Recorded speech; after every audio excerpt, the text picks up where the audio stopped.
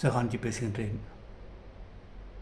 மனவிட்டு பேசுகிறேன். தேடலற்ற தேடல் தொடர். தலைப்பு: சாதாரணத்திலிருந்து அசாதாரணம். இந்த தத்துவத்தை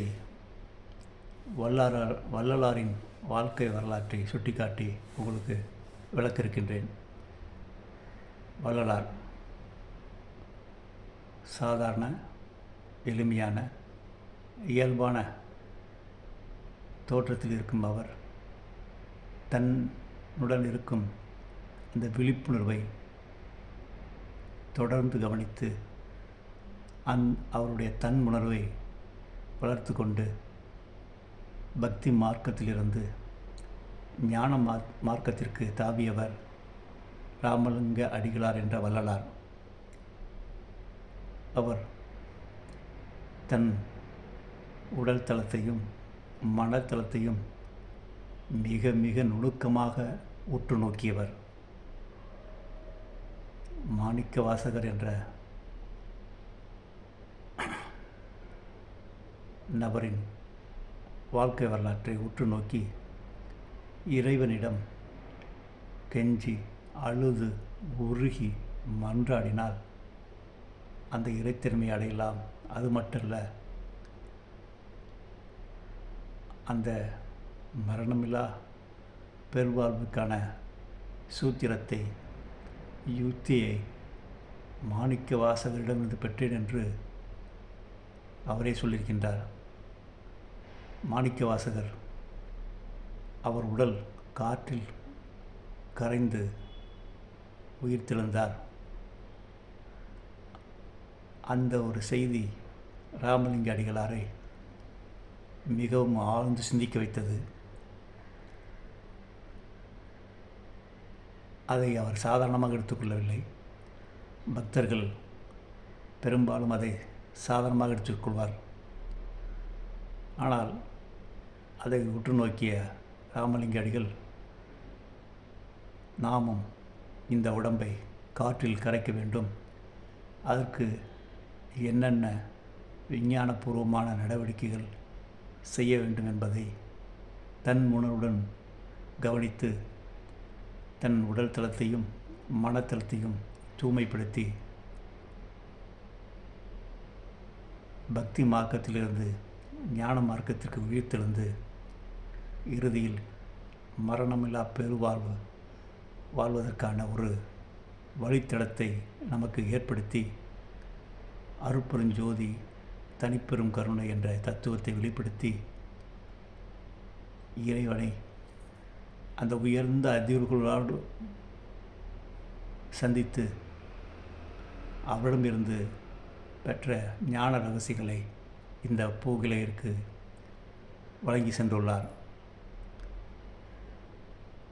ராமலிங்க அடிகளாரின் இயற்கையான அவருடைய நிழற்பதிவு போட்டோவை பார்த்திருக்கின்றீர்களா? இப்பொழுது ஒளி பொருந்திய வெள்ளாடை போர்த்திய அந்த வள்ளலாரின் படத்தை நீங்கள் பார்த்திருப்பீர்கள். சாதாரண நிலையில் இருந்த அந்த தோற்றத்தில் இருந்த மனிதன் தன் உள்ளார்ந்த பயணத்தில் தன் மனத்தளத்திலும் உடல்தளத்திலும் சில எளிய யுக்திகளை தொடர்ந்து வைராக்கியமாக பயிற்சித்து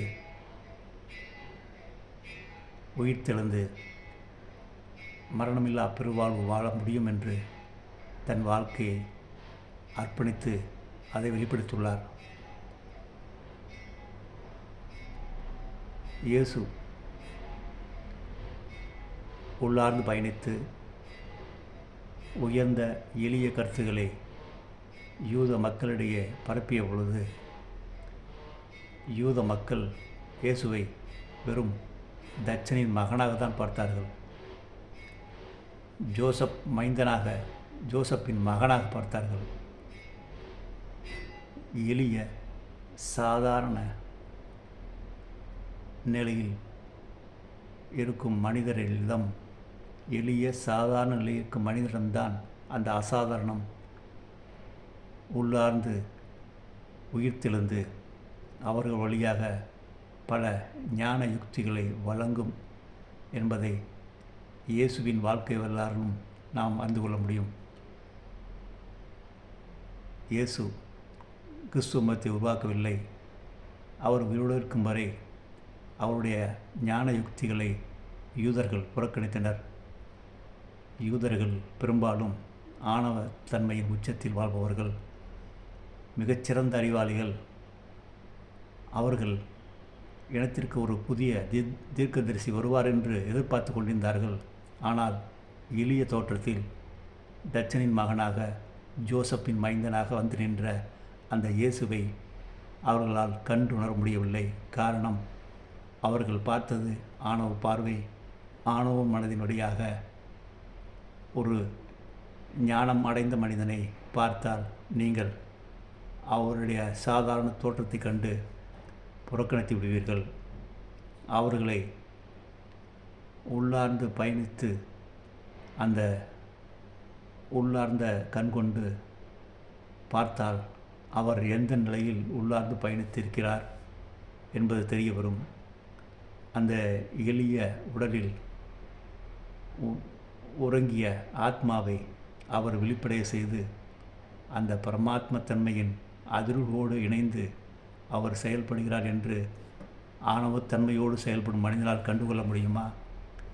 இப்படித்தான் இயேசுவை யூத மதம் இழந்தது. இயேசுவை அவர்கள் கொண்டாடியிருந்தால் யூத மதம் உலகிலேயே மிகச் சிறந்த மதமாக உயிர்த்தெழுந்திருக்கும். கிறிஸ்துவ மதம் தோன்றியிருக்காது. எப்பொழுதுமே இந்த சமுதாயத்தில் ஒரு புதிய விஷயங்கள் ஏற்படும் பொழுதெல்லாம், ஒரு புதிய தீர்க்கதரிசிகள் தோன்றும் பொழுதெல்லாம் அவர்களை இந்த உலகம் மதிப்பதே இல்லை. ஜென்ம பூமியில் தீர்க்கதரிசிகள் மதிப்பதே இல்லை.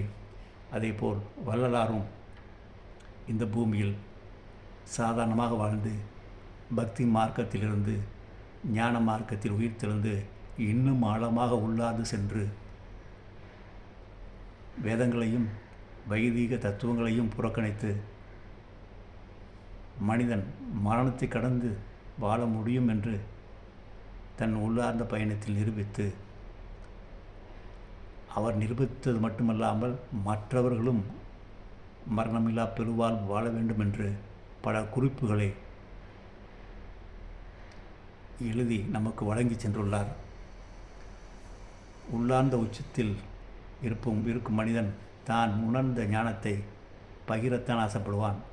அப்படித்தான் வள்ளலார் அவருடைய ஞான யுக்திகளை வாரி வழங்கியிருக்கின்றார். வஞ்சனையின்றி வாரி வழங்கியிருக்கின்றார். அவர்கள் வைதிகர்கள் மிக பலமாக எதிர்த்தார்கள். ஏனென்றால் வைதிக தத்துவத்தையெல்லாம் கடந்து அவர் சன்மார்க்க நிலையில் உன்னதமான நிலையில் உயர்ந்துவிட்டதால் அவருடைய உள்ளார்ந்த பயணத்தில் மிக உயர்ந்த அதிர்வுகளோடு சாதாரண தோட்டத்தில் செயல்படுவதால் வள்ளலாரை ஒன்றும் செய்ய முடியவில்லை. அவருடைய மரணம் பற்றி பல கதைகள் வருகின்றன.